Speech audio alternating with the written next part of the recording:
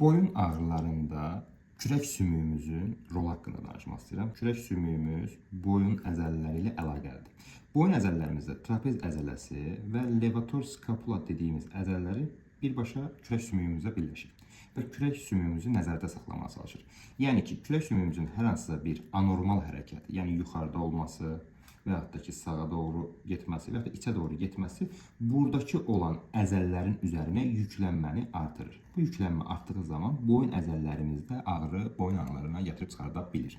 Kürək sümüyümüzün stabil vəziyyətdə durması kürək fəqərlərimizdən çox əlaqəlidir. Kifotik vəziyyətdə durduğumuz zaman çiyin qurşaqlarımız önə doğru rotasiya edir, yəni dönür. Yəni önə doğru bir çiyinimiz əməl edir. Bu zamanda bizim burada olan kürək sümüyümüz yuxarıya doğru elə bilir, yəni qalxır. Yuxarıya doğru qalxdığı zaman ora birləşən boyundakı o levator skapula dediyimiz əzələsinə başlayır çox yük minmək. Bu yüklənmə olduğu zaman burada gərginlik artır və ağrılar başlayır.